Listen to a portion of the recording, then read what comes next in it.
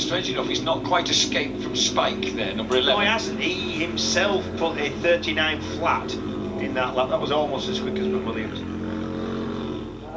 So it's 21 years since Mike Edwards, number 11, was the National Junior Superstock 600 champion, and then he was 400cc Super Sport National champion in 1993, and the 600cc Super Sport champion in 1995. I was racing just about with him all those years, except for the end I was into World Championship, but all his British Championship days I was pretty much racing with him on Super Sport, or they used to call it Junior Stock then, or Super Stock 6, or whatever they called it.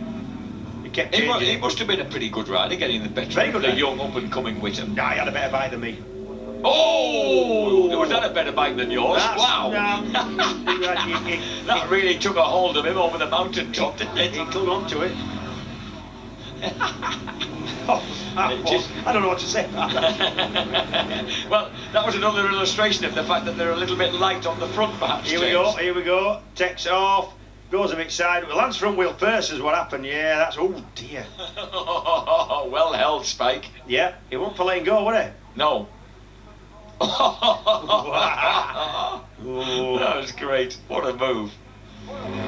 So, Mike Edwards, here he is. He's in third place, but he's on the 6th lap of 10. And that's the boy ahead of him, Alex Galt. He's beginning to learn the trade. Jeremy McWilliams still leads the way, and he responded on that lap to Alex Galt's time. Now, James Webb has moved in on Mike Edwards, and is probably looking to wreak revenge, I suspect. Yeah, I think he'll have seen that and thought, yeah, I have a chance here. There's Webb, who was of course a regular performer in British Super Sport in recent years. Yeah, and on occasions quite well. He's certainly qualified good. Yeah. Lots of times. Yeah. Paget runner on the Paget CBR 600. The Harley Davidsons bellow out of the chicane and up towards the mountain top. And once again, now I thought Alex Galt had escaped from Edwards, but Spike's caught him back. Yep. Spike keeps it firmly on the back wheel.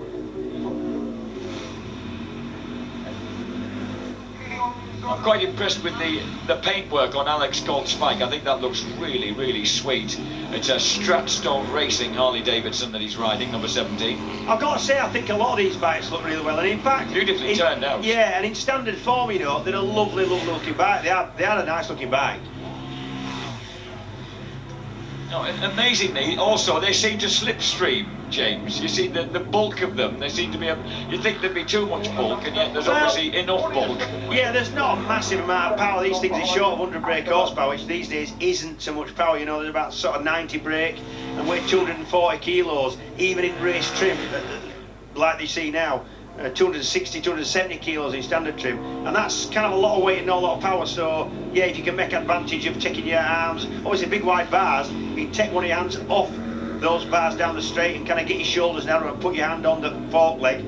Organisers frown upon it. Got banned once, you know, in production racing years ago, but people kept doing it, and then you're gonna get an advantage.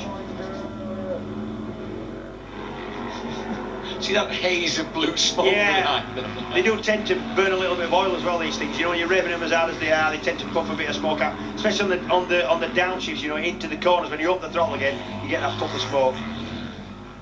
We're seeing very much little of Jeremy McWilliams going about his immaculate way. Oh, here's James Webb. You said he wasn't shy in coming forward. No, he ain't shy. And he just stuck it underneath. I've never seen anybody all day overtaking the foot of the mountain. Yeah, it was a little bit of a block pass, but sometimes, you know, when you're behind a rider that you think slowing you down, you've got to make that kind of decisive and almost slow both of you down just to get past. So James Webb bursts through into third place, but it's still the 40-somethings with it over the teenage and 20-somethings here. Yep. They've got some chasing to do. There's obviously a lot of movement on the throttle cable with these things. Yeah, not only that, you know, to change gear, you've got to actually close the throttle all the way to get the drive off the gears and get the next gear selected. So you really must make a big effort, otherwise you'll find yourself thrutching away at the throttle and nothing really happening with the gearbox, you know. There's number 1 Guy Martin, now 7th ahead of Ed Smith, number 88. I'll tell you Reece what. Boyd, number 69. There's number 44, Gary Byrne. All things considered, Guy Martin's not had a bad day, you know. No, not at all. He has. He's 13th Super Sport, and then, you know, line 7th in this, and coming back from a huge injury and massive crash in the Isle of Man. But also, he was well up in the Ulster Grand Prix, wasn't he? Some really terrific rides. There's Gary Byrne, whose son Lewis so benefited from Great Ormond Street Hospital's treatment.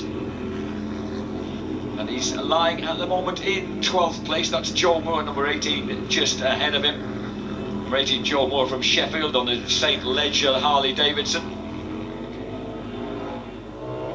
Oh, and Byrne tried to pull the move for a lad who's a bit rusty in his racing. He's on his money. He came back in the KTM series, didn't he? And got a feel for these big booming motorcycles in that.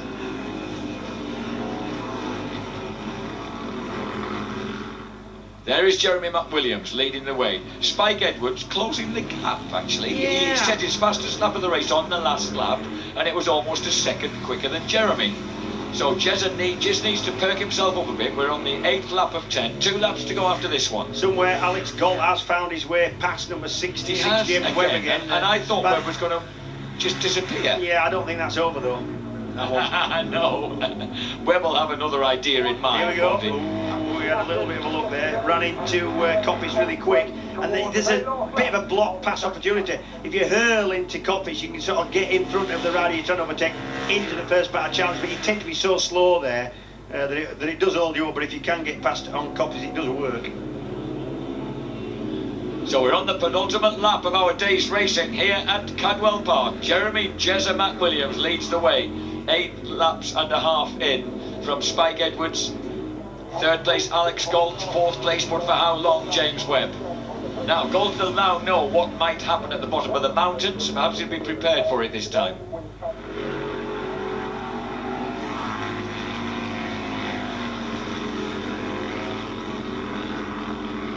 Now this time I don't think James Webb's managed to put himself close enough. He isn't, he definitely isn't close enough for the same move as last time, which is just at this particular point now going into the bottom of the mountain. He's not close enough.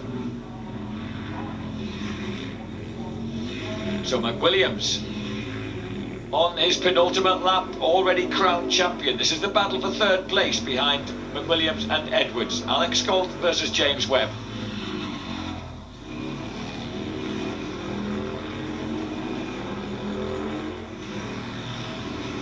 Number 17, Alex Galt got some experience racing the KTM Super Dukes in 2007 and early 2008 for Fowlers of Bristol. Kid's also a good footballer, apparently. All right. Into his final lap, 66, James Webb looking for a way through this fairly ferocious little duel. Tell you what, that, as well as looking good, that Stratstone racing bike has quite a good turn of speed, number 17, Galt. Yeah, he's a little lad, isn't he, as well, which will help. There we go, 99, Jeremy McWilliams, number 11, Spike Edwards. Here comes number 66, James Webb. But Alex Galt bravely holds his line, keeling into Park Curve. And then round Chris's. What do you reckon? I think Alex Galt just seems to have it on the downhill somehow. He seems to... He likes the downhill. He does. He's got some nice sweeping clean lines that seem to hold him in good stead. And I think James is just overstretching slightly and just getting himself a bit offline. Looking to be and close I'll probably be completely wrong. There's Spike, there's Alex, there's James. You've thought about that move again. He's running out of chances. He is. As they go over the top of the hill, scarcely leaving the ground. Oh dear me! This could be the hairpin. Yeah, it's close enough to be scary, that, isn't it? Meantime, going through the hairpin and then dropping down through Barn for yet another victory in this championship. He is already crowned champion of the Henderson Harley Davidson XR1200 Challenge. Jezza McWilliams takes it again. It's Webb. And Webb gets the better of Alex Galt and just sneaks onto the rostrum in the rush down from Barn Corner. It must. Spike Edwards finishes in 2nd place. Webb must have done that at the hairpin, I think. Yeah, perhaps he did. He definitely looked to be lining something up there under the trees, didn't he? And there's Guy Martin, just whoops across the line ahead of number 88, Ed Smith. And 3rd was James Webb. That was a good ride from him. The winner, Jeremy McWilliams.